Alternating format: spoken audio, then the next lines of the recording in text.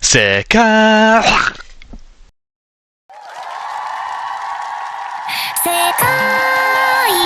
Hatsune Miku, you know, the girl from Fortnite. Excuse me? Did you just call me the girl from Fortnite? If you do not know who she is, my brother in Christ, stop touching grass. Go watch some Miku brain rot like a good little weeb you are. Miku is a voice-based software like one of those virtual instruments, but for singing. She is made by Krypton Future Media in 2007, releasing her first song, 01 Ballet. I didn't even know that song existed until I did my research. It's a cute little romance song, but not really popular enough to be mainstream. Anyways, she cemented herself to pop culture, and that is almost impossible not to know who she is.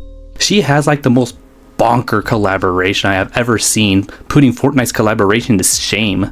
She collabs not only merchandising, but with other artists too, like Set It Off and Ash Nico. I honestly like Ash Nico's song. My only complaint? There's not enough Miku. The world is truly hers, and recently she turned 18. Yay! Man, those XVs were going nuts on her 18th birthday. For the longest time, people would mistake her for an anime character. Yeah, she was referenced a lot and appeared in some anime as a guest star, but she is not an anime character. No proper show, no manga getting adapted, nothing. She is nothing more than just a voice synthesizer. But in July of 2024, the day had come where we, the Miku fans, lost our f***ing minds and could truly say that she is, in fact, an anime character. The announcement took the community by storm, and everyone is hyped for its theatrical release, myself included. Even though I'm a grown-ass man pushing into his 30s, I didn't care. I was hyped. I brought in my Hatsune Miku merch and dragged my brothers along with me. It was obvious who shows up to see this movie with all the Hatsune Miku cosplayers and other people with their merch and plushies. It's truly a theatrical experience, and after the movie, I left the movie all giddy. If you have not watched the movie, I recommend that you stop now and come back later when it's available for streaming and such. There are going to be spoilers here, so if you don't really care about the spoilers, I warned you! And also, I'm reviewing this based on my memory and whatever the wiki says. It sounds like a terrible idea, but that's what I'm sticking with. Let's get right to it. The movie is made by PA Works, the same production company that makes Angel Beats and Akiba Maid War. It's truly art. It's phenomenal of what the story can produce. They have been around for a while and have made plenty of movies, even the upcoming Golden Panzer movie that's coming in December. The Hatsune Miku movie nailed the animation. The original music? Brilliant. And it's also nice that we get a little concert at the end of the movie too. They didn't have to do that, but they did, and I appreciate it. It's like a micro version of the actual Miku Expo. What do I think of the movie? As a Hatsune Miku fan, I love it. But remember when I said I brought my brothers? Yeah, they're not that big of a Hatsune Miku fan as I am. One of them is a Teto fan. And it's neat to see their perspective of the movie as a normie. We pretty much discussed our thoughts on the movie, and I gotta say, it's pretty rough. But first, let's talk about some positives. The music's pretty great. I wish I could share it with you, but I'm afraid that YouTube might copyright my video. It's so hard not to talk about it because the band group with their own unique style of their interpretation of Sekai Miku's song are just wonderful. For clarity's sake, I'm referring to this Miku as Sekai Miku so you know which Miku I'm talking about. I'm saying too many Mikus. They even brought Deco27, a renowned Vocaloid composer, brought his music into this movie. Like I said, the animation is spectacular, especially with the dance choreography and that little music video. I thought they were neat. What else did there say? I like Miku? Oh boy, here we go.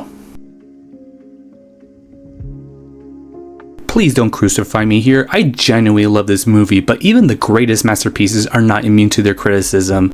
And there is a lot of them. What do you mean the movie is bad? It's literally the best movie of all time. You're such a fake fan. Can you name 10 Vocaloid songs that is not Rolled As Mine, or Yevon Polka, or Rabbit Hole, or Can You Shut the F*** Up? I'm not saying that it is the worst movie of all time. There are way worse movies. I'm just saying that there are problems that could not be overlooked in this film. Let's start off with problem number 1. Okay, You know that a lot of movies and medias will have a set number of characters, like usually 3 to 5 main characters. They have that number so that we can flesh out the characters much better, understanding their struggles, growth, and relationship with one another. So how many characters do you think there are in this movie? 4? 5? 8? 21. There are 21 main characters in this movie. And that doesn't even include some of the side characters, and there's a shit ton of them too.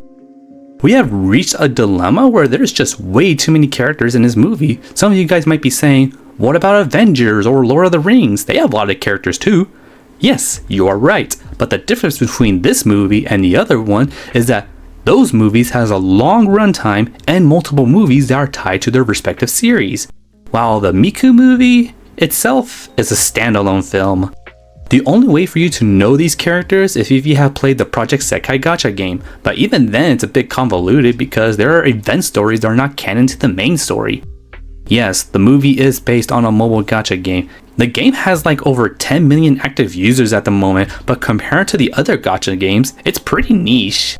So if you have not played the game, you will have no clue on who these characters are.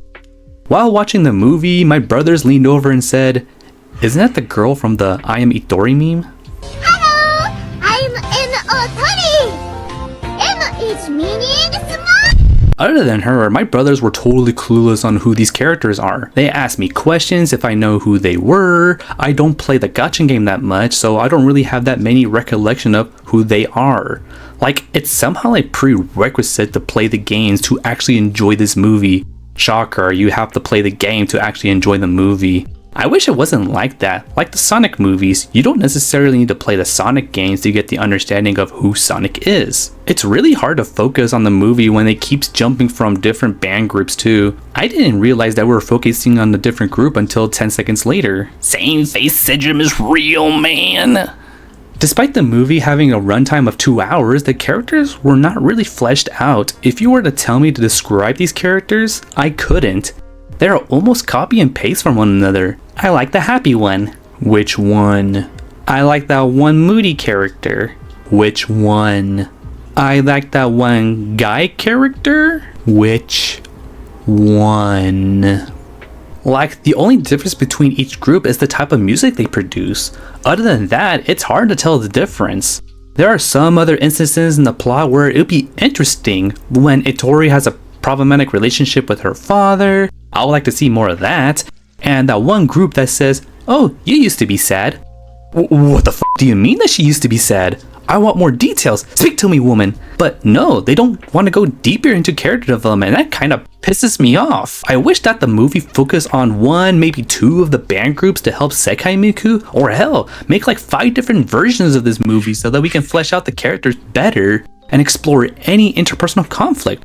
But that would cost money, and they just don't have the budget to do so. I don't know, I think if there were like a pre-established anime with a 3 to 4 episode arc of each group, then maybe we'll get a better understanding of who these characters are. Or better yet, I'm pretty sure that the movie would be much better if Sekai Miku is not in this movie.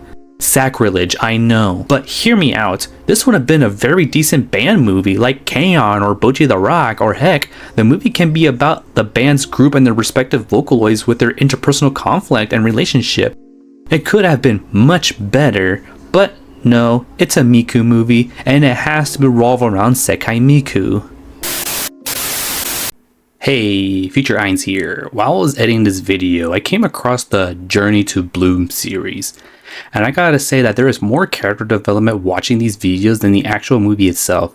I wish I discovered these before watching the movie because they actually flesh out the characters, their backstories, and their relationship with one another.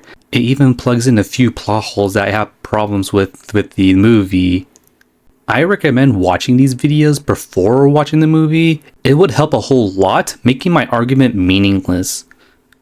My point still stands, just because it's a standalone movie and assuming that the first time audience will be watching this movie without watching those videos. Thank you. Like, of course the movie's about her. Sekai Miku is the main protagonist of this movie. Her goal through this movie is to reach out to the people that are depressed, unmotivated, and frustrated with life.